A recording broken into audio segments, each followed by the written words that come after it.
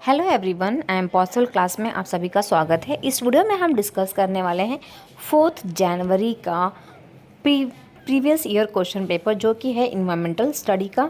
तो चलिए स्टार्ट करते हैं। उससे पहले चैनल को सब्सक्राइब करें, लाइक कमेंट शेयर ज़रूर करें ताकि आपको सारे PYQ टाइम टू टाइम मिलते रहें।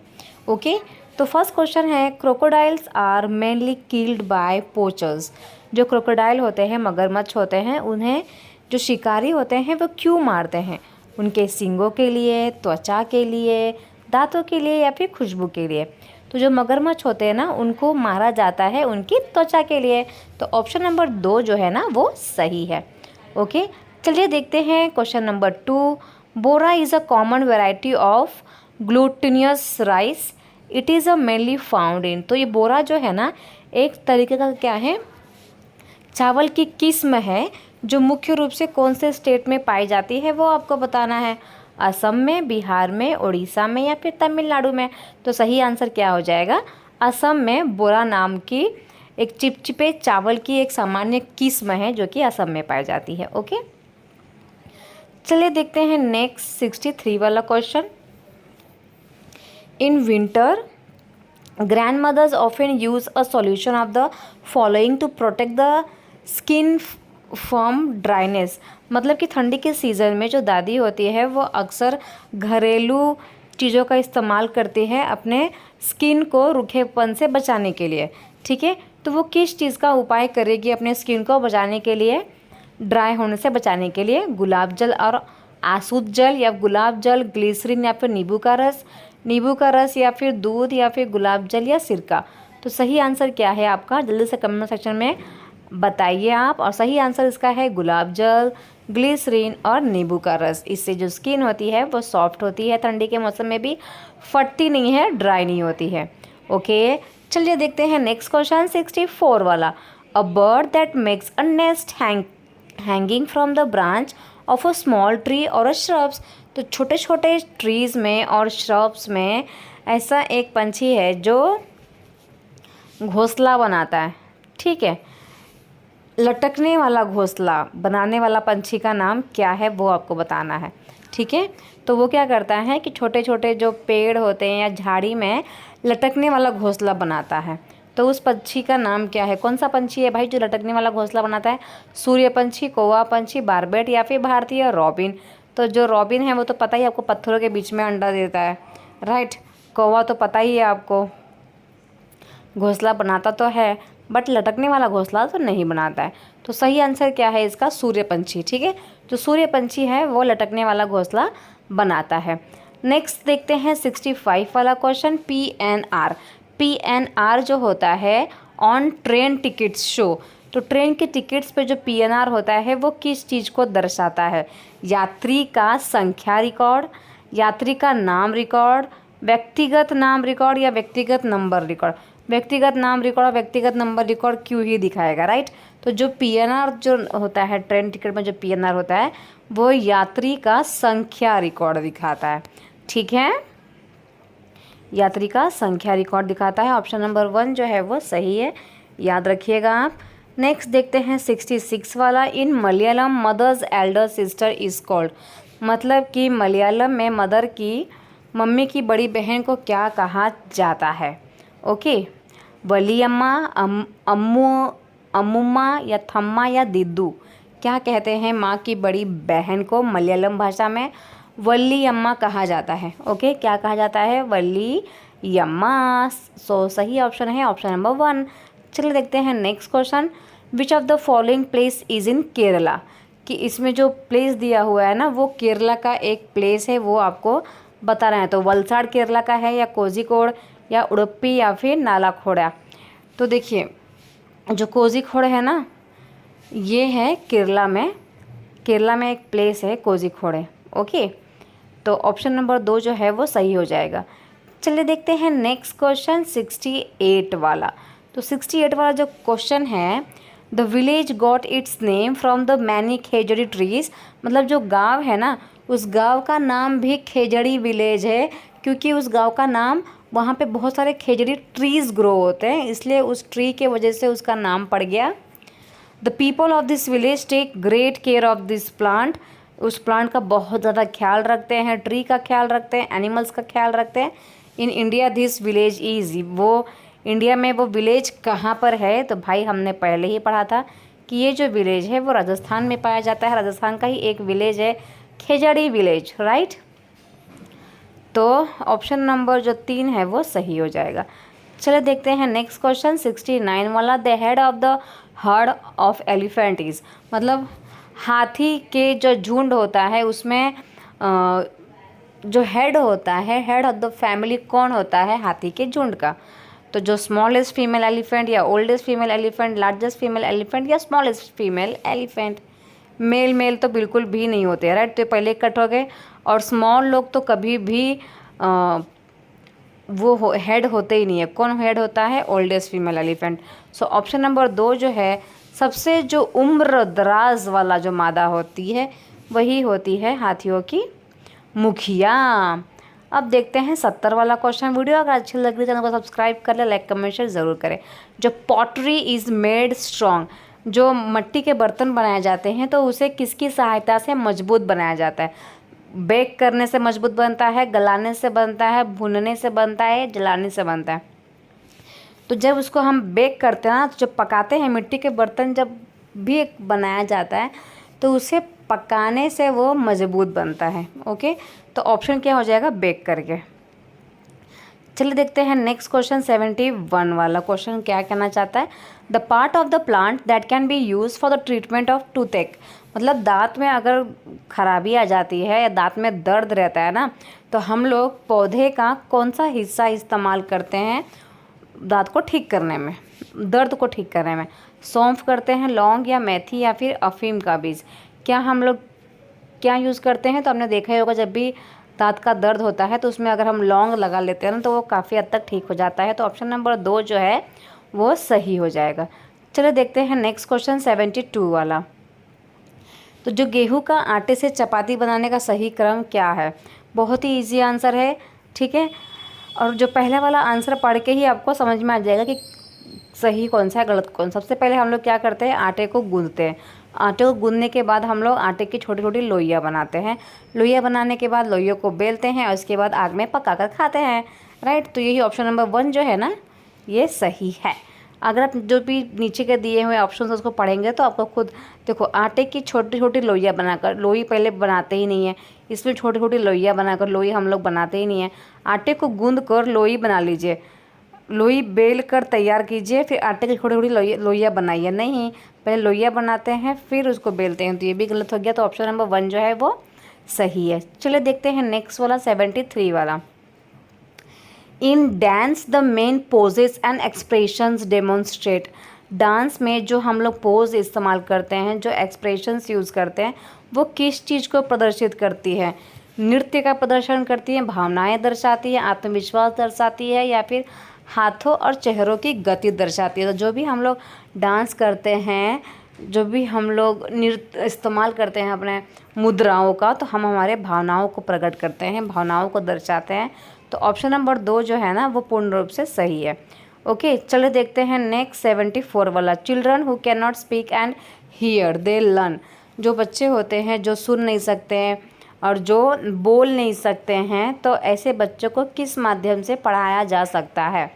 ओके, किसके माध्यम से पढ़ाएंगे आप? सांकेतिक भाषा के माध्यम से, मातृभाषा के माध्यम से। जब बच्चा को पढ़ने ही नहीं आ रहा है, बच्चा बोल नहीं सकता, सुन नहीं सकता, तो हम लोग मातृभाषा के माध्यम से पढ़ा के कोई मतलब नहीं है, ना ही स्थानीय भाषा के माध्यम से और ना ही ब्रेल लिपि के माध्यम से। क्योंकि ब्रेल लिपि तब इस्तेमाल करेंगे जब बच्चा, उसे देखने में प्रॉब्लम हो, जब वो बेचारा देख नहीं सकता, आँखों से अंधा है, तब हम लोग ब्रेल लिपि का इस्तेमाल करेंगे। बच्चा जो है इसमें उसको सुनने में तकलीफ़ है और बोलने में तकलीफ़ है, तो हम लोग उसको सांकेतिक भाषा के माध्यम से सिखाएंगे। तो ऑप्शन नंबर 1 जो है वो सही हो जाएगा, ठीक है। नेक्स्ट क्वेश्चन है विच of the following is different from others. जो नीचे क्वेश्चन ऑप्शंस दिए हैं ना, river, mountain, lake, pond and spring, इसमें से कौन सा अलग है वो आपको बताना है। तो देखो, नदी में भी पानी होता है, झील में भी पानी होता है, तालाब में भी पानी होता है, झरने में भी पानी होता है। पहाड़ तो एक मिट्टी से बना होता है, तो पहाड़ जो है वो अलग है। मीन्स ऑप्शन नंबर 2 जो है पर्वत इज़ अ करेक्ट आंसर। चलिए आप देखते हैं 76 वाला क्वेश्चन क्या कहना चाहता है। निम्नलिखित में से कौन प्राथमिक स्तर पर पर्यावरण अध्ययन की बाल केंद्रित प्रवृत्ति को इंगित करता है, मतलब बाल केंद्रित पद्धति को प्रमोट करता है, ऐसा कौन सी चीज़ है ABCD में से। तो स्कूल के विद्यार्थियों के जीवन को स्कूल के बाहर उनके जीवन से जोड़ना चाहिए, बहुत अच्छी बात है, जोड़ना ही चाहिए, तभी तो बाल केंद्रित होगा। रटने को हतोत्साहित करना चाहिए, मतलब रट्टा पद्धति को ख़त्म कर देना चाहिए, उसे बिल्कुल भी फॉलो नहीं करना चाहिए, वो भी काफ़ी अच्छा है बाल केंद्रित के लिए।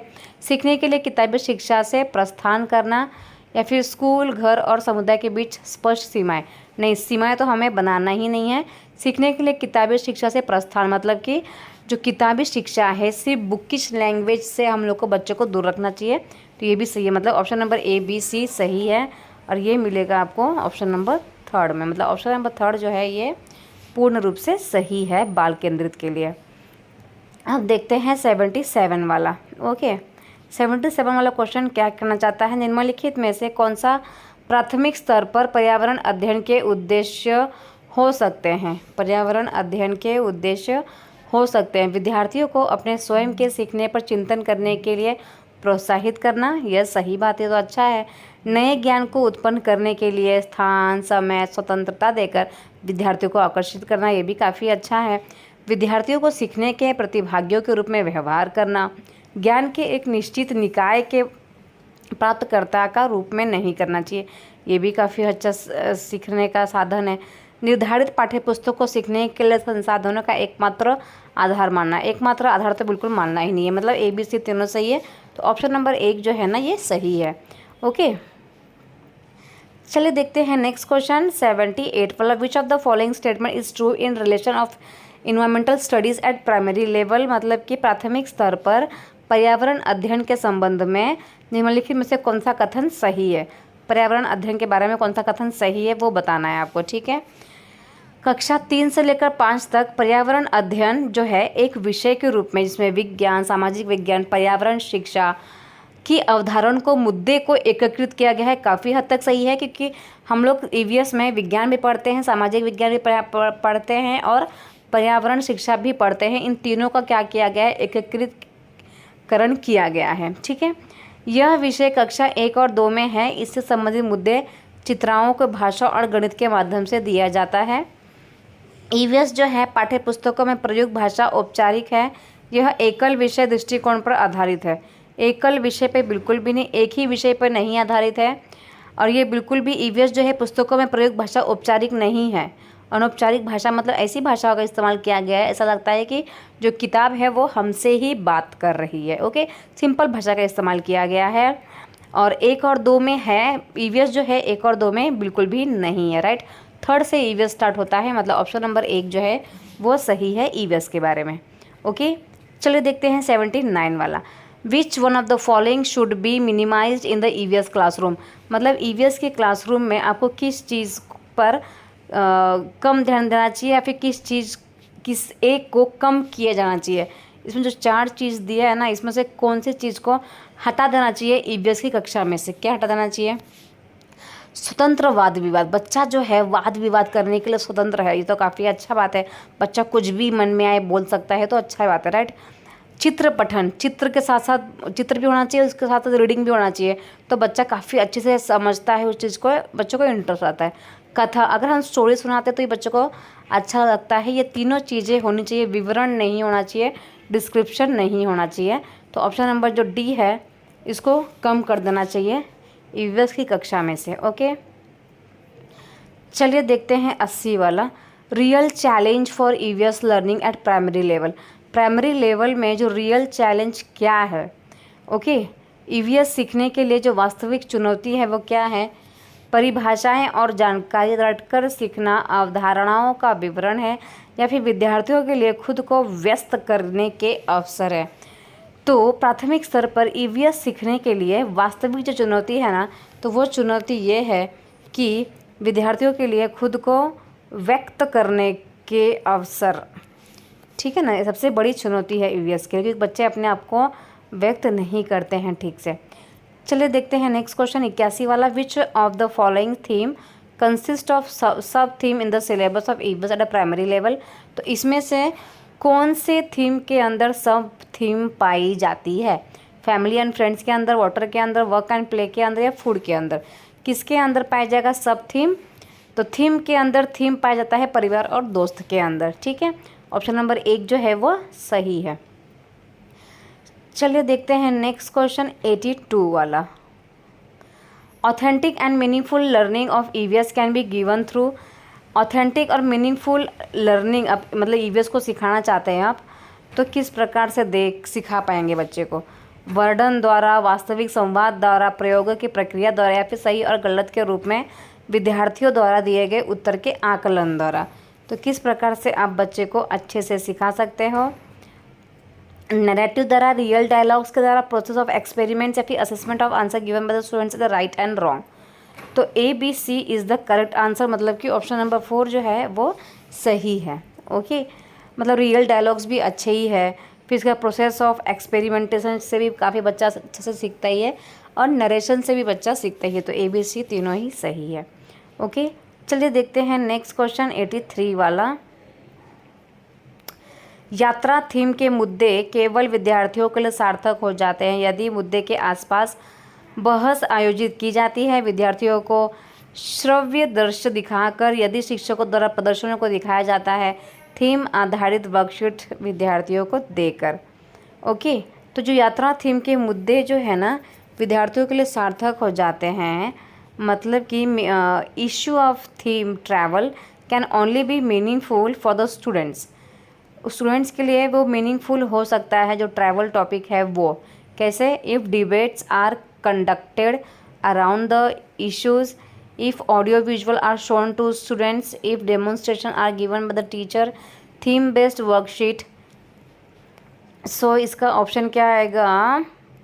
Option number A is the correct, क्योंकि देखिए ऑडियो विजुअल दिखाने से भी अच्छा डिबेट जो होता है ना वो ज़्यादा मीनिंगफुल होता है बच्चों के लिए। तो ऑप्शन नंबर 1 जो है वो सही हो जाएगा। इसके बाद बिसाइड्स ईवीएस टेक्स्ट बुक को छोड़कर which one of the following may be a good resource for EVS learning? Text book को छोड़ने के अलावा ऐसी कौन सी टेक्निक है जो ईवीएस को सीखने में मदद करेगी बच्चे को? अच्छा संसाधन है बच्चों के लिए। क्षेत्र भ्रमण, रेडियो, विकिपीडिया, या फिर विश्वकोश? तो देखिए सबसे बढ़िया जो है ना क्षेत्र भ्रमण है। बच्चे को अगर हम लेके जाते हैं तो बच्चा काफ़ी अच्छे से सीखता है, देखता है, समझता है। तो क्षेत्र भ्रमण जो है बहुत ही अच्छी पद्धति है। ओके, चलिए देखते हैं नेक्स्ट वाला 85 वाला। Socio cultural issues related to water theme can be effectively learn through. मतलब कि जल थीम से संबंधित सामाजिक सांस्कृतिक मुद्दे को प्रभावित ढंग से सीखा जा सकता है। जल थीम को सामाजिक और सांस्कृतिक मुद्दे को प्रभावित ढंग से सीखा जा सकता है। किस प्रकार से? भूमिका निर्वाह द्वारा, विद्यार्थियों के बीच वास्तविक संवाद के द्वारा, क्षेत्र भ्रमण द्वारा, या प्रदर्शन और गृह कार्य द्वारा? तो देखिए प्रदर्शन और गृह कार्य द्वारा तो बच्चा इतना अच्छे से नहीं समझ सकता, right. So option number ABC जो है वो सही है। चलिए देखते हैं 86 वाला। 86 का क्वेश्चन आखिर क्या कहना चाहता है? ईवीएस जो है पाठ्य पुस्तकों में शामिल है, ठीक है। तो ईवीएस सीखने के लिए वास्तविक कहानियाँ, कथाएं और वास्तविक घटनाएं हैं होनी चाहिए, क्योंकि मतलब जो वास्तविक कहानियाँ हैं, कथाएं हैं, वास्तविक जो घटनाएं हैं वो टेक्स्ट बुक में शामिल है, क्योंकि वे सूचना और सीखने का एक समृद्ध स्रोत है। वे विद्यार्थियों, शिक्षकों और समुदाय को प्रेरित करता है। वे हमें उन अनुभवों को फिर से देखने का अवसर प्रदान करता है जिससे हम परिचित हैं। वे शिक्षकों के लिए ईवीएस के शिक्षण शास्त्रों को आसान बनाते हैं। तो ये सारी चीज़ें जो है टेक्स्ट बुक में दिया हुआ है। क्यों दिया हुआ है? क्योंकि हमें वो सीखने एक समृद्ध स्रोत है, समुदाय को प्रेरित भी करता है और जिससे हम परिचित भी हैं। मतलब ABC ऑप्शन नंबर 4 जो है ना ये सही है। ओके, चलिए देखते हैं 87 वाला। For consolidating the learning of EVS, focus of assessment should be on. मतलब ईवीएस के सीखने को मजबूत करने के लिए आकलन का अध्ययन केंद्रित होना चाहिए। आकलन का अध्ययन केंद्रित होना चाहिए सीखने के लिए। क्या आएगा? सीखने के लिए। ओके, नेक्स्ट देखते हैं 88 वाला। राजा एक ईवीएस शिक्षक एक आकलन उपकरण का उपयोग करता है जो विद्यार्थियों के काम की लिखित से मौखिक से दृश्य तक सभी घटकों में उपलब्धि मानदंड को स्पष्ट रूप से इंगित करता है। शिक्षक किस चीज़ का उपयोग कर रहा है? रूब्रिक्स का या चेकलिस्ट का या फिर उपाख्यानात्मक रिकॉर्ड का या फिर अवलोकन पत्र का? तो आंसर क्या होगा? रूब्रिक्स का। ठीक है, टीचर क्या यूज़ कर रही है? रूब्रिक्स का इस्तेमाल कर रही है। और 89 वाला question, self assessment in EVS is means EVS में आत्म आकलन का मतलब क्या क्या होता है? मतलब सीखने के लिए आकलन, सीखने के बारे में सीखना है या फिर उपलब्धियां और सीखने के परिणाम के निर्णय के बारे में सीखना है या सीखने का आकलन? तो इसका जो सही आंसर है वो है ABC, ऑप्शन नंबर 1 जो है वो सही है। लास्ट वन जो है वो है 90 वाला लास्ट क्वेश्चन, लास्ट आंसर। इससे पहले चैनल को सब्सक्राइब नहीं किया है, चैनल को सब्सक्राइब कर ले और लाइक कमेंट शेयर ज़रूर कीजिएगा। Learning of EVS is based on the principle of, जो लर्निंग ऑफ ईवीएस है मतलब ईवीएस को जो ईवीएस का सीखना है वो किस पे आधारित है? तो ईवीएस का सीखना जो है, क्योंकि इसमें हमें ध्यान देना है कि बच्चे को हम फर्स्ट से लेकर 5th तक के बच्चे को हम सिखा रहे हैं, तो हम अमृत से मूर्त की तरफ नहीं जा सकते हैं, वैश्विक से स्थानीय की तरफ नहीं जा सकते, जटिल से सरल की तरफ नहीं जा सकते। हमें जाना है सरल से जटिल के सिद्धांत पर, ताकि बच्चे को समझ में आए। अगर हम कठिन कठिन बातें पहले ही समझा देंगे और उसके बाद सरल भाषा की तरफ जाएंगे तो बच्चे को नहीं समझ में आएगा।